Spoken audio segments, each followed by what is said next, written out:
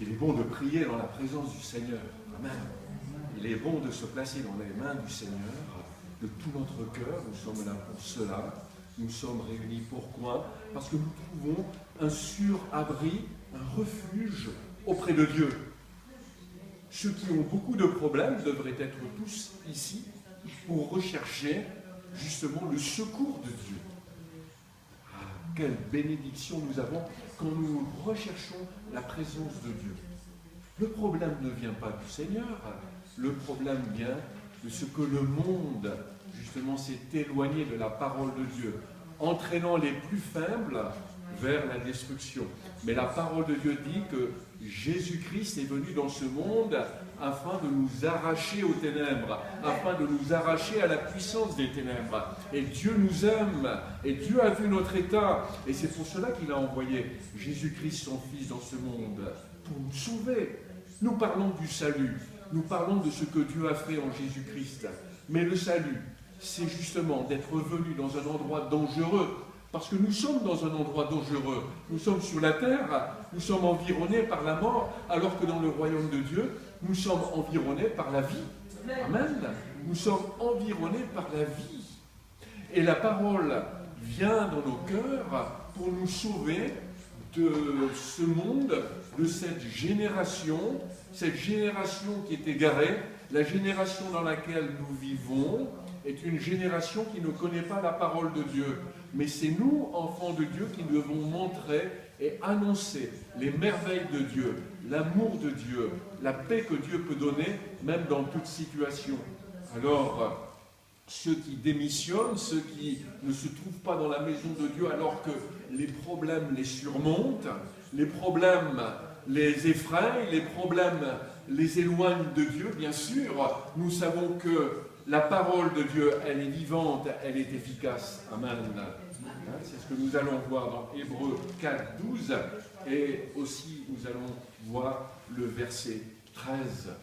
En effet, la parole de Dieu est vivante et efficace, plus tranchante que toute épée à double tranchant, pénétrant jusqu'à séparer âme et esprit, jointure et moelle. Elle juge les sentiments et les pensées du cœur. Nulle créature n'est cachée devant lui. Tout est nu, tout est découvert aux yeux de celui à qui nous devons rendre compte. Amen. Aucune créature n'est cachée devant Dieu. Aucune créature, nulle créature n'est cachée devant Dieu. Nul homme, ni nulle femme, personne n'est caché devant Dieu. Tout est nu et découvert aux yeux de celui à qui nous devons rendre compte. Alors, qu'est-ce que nous apprenons dans Hébreux chapitre 4, versets 12 et 13 ? C'est bien ça, vous avez tous eu le passage entre les mains. Hébreux chapitre 4, versets 12 et 13. Nous connaissons tous ce verset qui dit en effet, la parole de Dieu est vivante et efficace. J'ai des problèmes, mais la parole de Dieu me dit qu'elle est efficace pour mes problèmes. Où sont ceux qui ont la foi? Le Seigneur, quand il reviendra sur terre, trouvera-t-il la foi? La foi vient de ce qu'on entend. Ce qu'on entend vient de la parole de Dieu. Et la parole elle-même me dit qu'elle parle d'elle-même. Elle parle de ce qu'elle fait. La parole dit que la parole est vivante et efficace. Elle est vivante. Donc elle me rend vivant. Elle est efficace. Efficace comment? Pour me sauver. Me sauver de toute situation. Toute situation. Il n'y a pas de situation que le Seigneur ne puisse résoudre. Où sont ceux qui sont remplis de problèmes qui déjà connaissent la parole de Dieu et qui sont loin de cette parole. Pourquoi sont-ils loin? Ont-ils vraiment la foi pour croire que la parole est là pour guérir, pour sauver, pour détruire les œuvres du diable? Mon frère ou ma soeur, le jour, et ça je ne le souhaite à personne, mais quelqu'un a des problèmes, le meilleur endroit, c'est de se réfugier près de la parole de Dieu, d'ouvrir son cœur à la parole de Dieu, de se réunir avec les frères et sœurs qui prient avec la parole de Dieu. C'est là le véritable endroit où nous devons nous trouver. Quand nous sommes tous ensemble, Jésus nous a dit, là où 2 ou 3 sont réunis en mon nom, je suis au milieu d'eux. Combien de personnes n'ont-elles pas proclamé cela dans cette salle? Nous connaissons pour les anciens. Combien de personnes n'ont-elles pas proclamé? Connaissent même le verset par cœur, mais ne sont pas là aujourd'hui.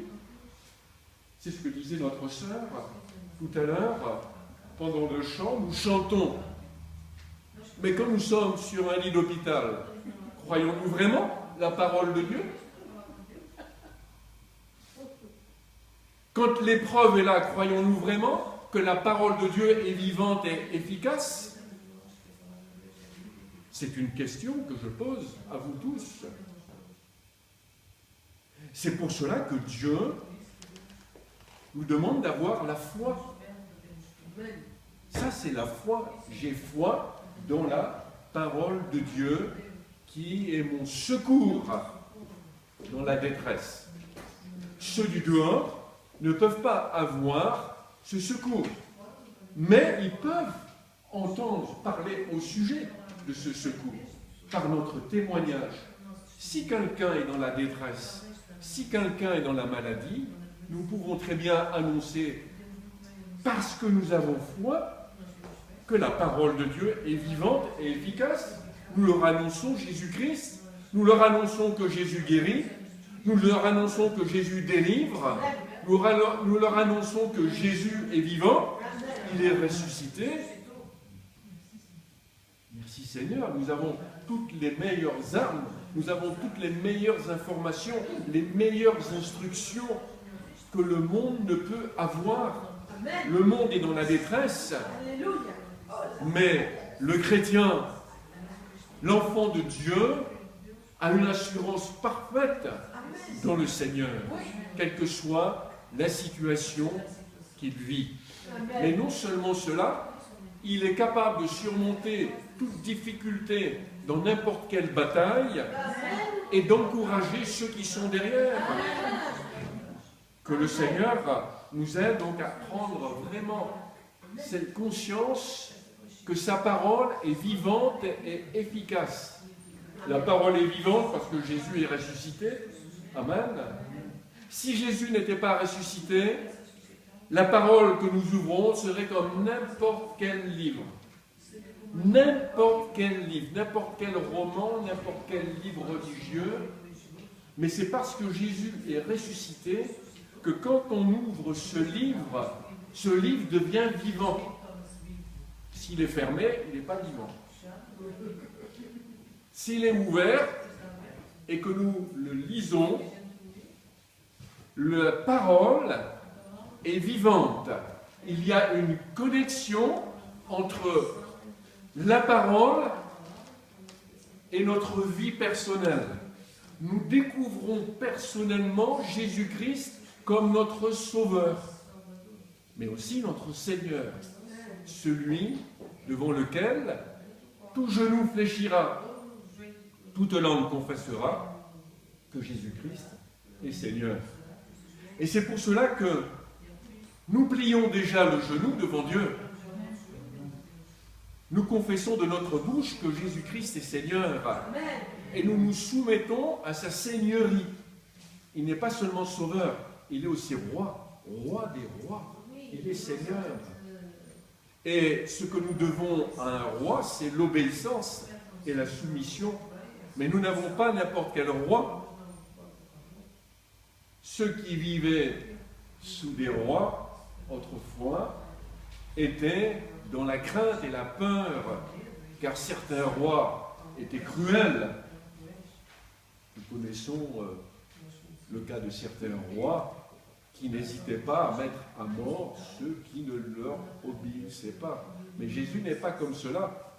Quand nous obéissons au Seigneur, nous avons la vie. Et ceux qui désobéissent au Seigneur peuvent encore recevoir la grâce de Dieu. Vous comprenez? Cette grâce de Dieu, c'est-à-dire le pardon de la part de Dieu. Nous sommes pardonnés et nous sommes ainsi acceptés par le Seigneur. Dieu veut donc des cœurs qui soient ouverts, sincères et reconnaissant leurs fautes. Alors, la parole de Dieu est vivante et efficace. Nous allons développer ensuite. Elle est dite plus tranchante qu'aucune épée à double tranchant. Alors, plus tranchante. Une épée tranchante, c'est une épée qui est aiguisée. Une épée bien tranchante, avec un acier de très bonne qualité. Un acier excellent, qui ne casse pas et qui coupe parfaitement. Paul a certainement parlé de cela, plus tranchante qu'aucune épée à double tranchant. Pourquoi? Parce que dans l'Empire romain,